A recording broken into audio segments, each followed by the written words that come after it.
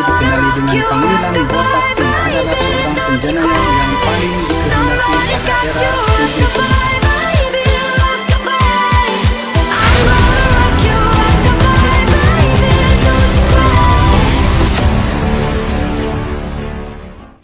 Nama Botak Chin sebenarnya bukanlah diperolehi daripada para serupanya, tapi ia bermaksud Cina tidak bekerja. Selain itu, dia juga diberikan gelaran Robin Hood modern di kemuncak kerjayanya. Pada awalnya, Botak Chin hanya bekerja sebagai pembantu di sebuah pasar borong di Jalan Tun Ismail. Walau bagaimanapun, tahukah Anda di sini jugalah titik permulaan kerjaya Botak Chin sebagai penjanaya paling dikehendaki pada masa itu. Sewaktu bekerja di pasar borong, Botak Chin telah terpengaruh dengan kegiatan jenayah dan menyertai kongsi gelap bernama Geng 360 yang menguasai kawasan itu. Kagum dengan kehebatan kawan-kawannya dalam Geng 360, Botak Chin yang baru berumur 18 tahun ketika itu telah berpakat bersama 3 lagi rekannya melakukan rompakan pertama pada tanggal 19 April 1969. Selepas memiliki senjatanya sendiri, dia telah menubuhkan kumpulannya sendiri dan melakukan 8 lagi rompakan pada September 1969. Akibatnya kumpulan mereka berjaya ditumpaskan oleh pihak polis dan hukuman 7 tahun penjara, tetapi dibebaskan awal pada November 1974. Selepas dibebaskan daripada penjara, Botak Chin coba untuk mengubah kehidupannya menjadi orang biasa dengan menjalankan perniagaan menjual sayur-sayuran di pasar.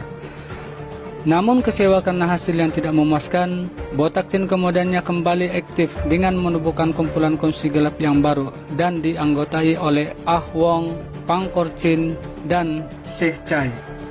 Selepas memiliki senjata api baru yang dibelinya di negara Thailand, Botak Chin tidak menunggu lama untuk melakukan aktiviti jenayahnya. Pada tanggal 2 Jun 1974, dia dan rekan-rekannya telah melakukan rompakan terancang dengan melakukan rompakan di sebuah pusat perjudian haram di Sentul dan memperolehi wang rompakan sebanyak 5.800. Dengan uang itu juga dia pergi sekali lagi ke Thailand dan membeli 8 senjata api, menjadikan kesemuanya sebanyak 11 serta 100 butir peluru. Pada tanggal 20 Julai, mereka bertambah agresif lagi dengan sebuah bank di Jalan Imbi menjadi sasaran kumpulan Botak Chin dan berjaya melarikan uang sebanyak 95.000. Selepas rompakan bank, kuil Cina di Jalan Kolam Air, Kuala Lumpur kemudian menjadi sasaran seterusnya dan berjaya melarikan uang sebanyak 10.000 serta beberapa lagi barang kemas dan barang berharga lain. Tidak terhenti di situ. Pada tanggal 26 Oktober 1975, Botak Chin dan rekan-rekannya melakukan rompakan terbesarnya di sebuah klub lumba kuda dan berjaya melarikan uang sebanyak 218.000. Dengan uang itu, sekali lagi Botak Chin telah membeli beberapa senjata api termasuk 5 butir bom tangan serta 1.000 butir peluru di Thailand. Kemunculan semula Botak Chin dengan seri rompakannya mendapat perhatian polis dan timbalan Ketua Jabatan Siasatan Jenayah Kuala Lumpur pada masa itu, yaitu DSP S. Kulisinggam, ditugaskan memburunya hingga ke lubang cacing. Akibat daripada itu, Botak Chin dan kumpulannya menghadapi kesukaran untuk mendapatkan senjata api. Namun Botak Chin yang terkenal dengan sifat agresifnya menjadikan anggota polis sebagai sasaran untuk mendapatkan senjata api. Dia berjaya merampas 3 pucuk pistol milik 3 anggota polis dan berjaya merampas senjata api milik seorang pengawal keselamatan ketika merompak sebuah bar di Sentul. Pasukan polis terus memburu kumpulan Botak Chin dan pada 25 September berjaya menembak seorang ahli kumpulan Botak Chin yaitu Ah Kwan di sebuah kedai runcit di Jalan Kovil Hilir. Namun itu tidak menghalang Botak Chin untuk terus melakukan kegiatan rompakan. Bagaimanapun, kedudukan Botak Chin sebagai ketua mula terancam apabila ada yang coba mencabarnya. Dia bertindak cepat dan beberapa hari kemudian, Tua Pui yaitu ketua geng 5 Jari Gunung dan anggota gengnya sendiri Ah Wong ditemui mati ditembak di kawasan Lombong di Jinjang. Seorang lagi orang kanannya, Sheikh Chai, pula mati membunuh diri selepas dikepung oleh pihak polis di Jalan Alor. Pihak polis mula giat memburu Botak Chin dan ahli kumpulannya dengan menjejaki mereka dengan lebih agresif dan maklumat orang ramai menjadi panduan. Bekas Ketua Sesatan Jenayah KL mendiang di SPS Kulisinggam antara pegawai polis yang ditugaskan untuk menangkap Botak Sin ketika itu.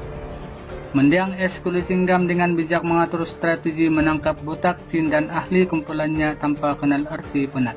Akibat tidak puas hati, pada malam 22 November 1975, Botak Sin telah merancang untuk membunuh di SPS Kulisinggam.